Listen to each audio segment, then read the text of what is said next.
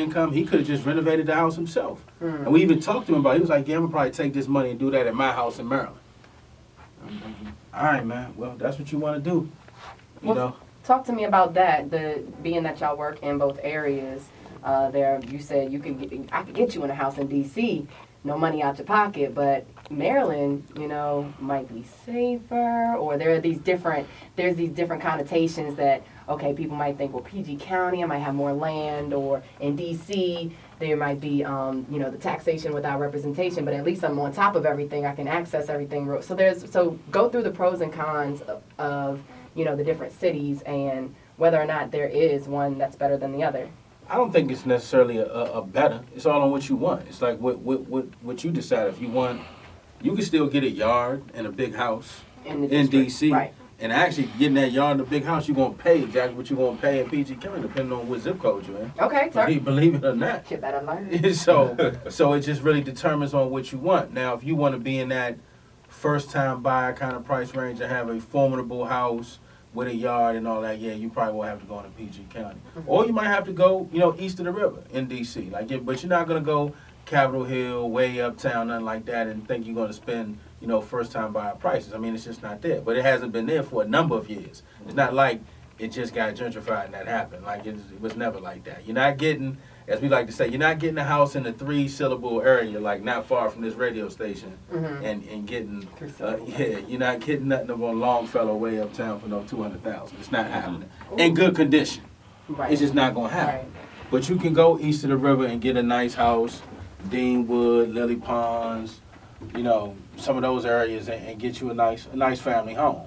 But you can do the same thing in PG County. So it really depends on what your financial situation is and really what you want. Did you want to add something? I think your question though more so speaks to the primary residence or where someone actually wants to live. Okay. Like when you're investing, it doesn't matter if the house has a yard or if it doesn't have a yard. It's all about what your strategy is with that property. Okay. Right? So we tell people all the time, like they want to get into a house, we working on the deal, we joint partnering with them to flip it, and they want to add a personal touch here and get these kind of cabinets and get this kind of door, and we're like, you're not living it. Right. Right. Don't get too attached. Don't get attached at all, and don't spend the extra money. It's not about what you like, it's about what's selling. Okay. And it's a flip. Or it's about what's the most you need to do for the least amount of money to get the highest amount of rent if you're going to rent it out. Right? So every deal in the county, so there are flip deals in the county versus the city, there are rental deals in the county versus the city. It's really all about somebody's capacity to buy. And that kind of goes back to what Marcus said about what he first started with about filing your taxes. So we see what you can buy and what you're trying to do. And if you're like, man, I really want to start building my rental portfolio. It's like, okay, well, let's see what type of assets you're working with, what type of access to assets you're working with. And okay, well, we might have to buy rental properties in Prince George's County. I mean, now is actually a historic time in Prince George's County to buy rental property. You got to explain why. I feel like I might be giving away my secrets though.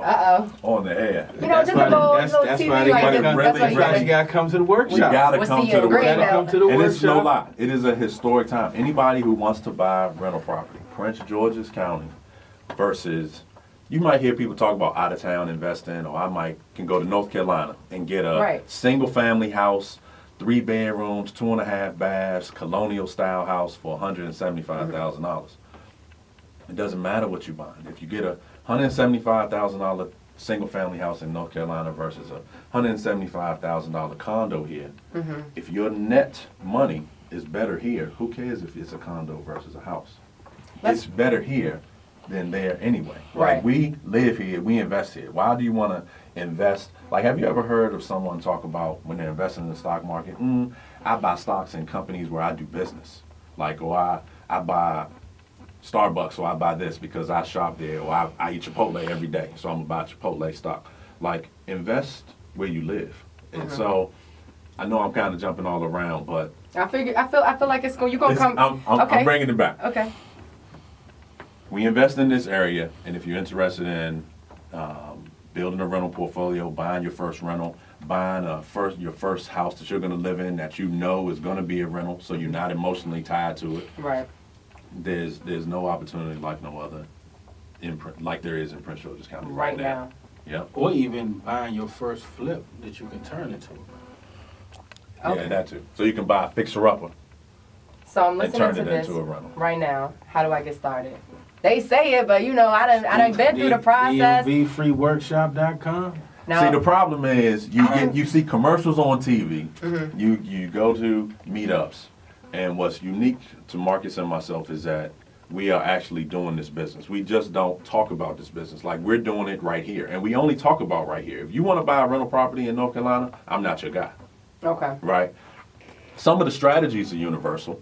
However, we talk about right here. We're in tune with what's going on right In here, this area. right? So here is where we plant our flag, and this is where we grow. And we do the business. So not only do we do the business that we actually teach about, we like teaching, and we like helping others. Like that's our mission right now, is to help everybody who wants to be successful in real estate do that.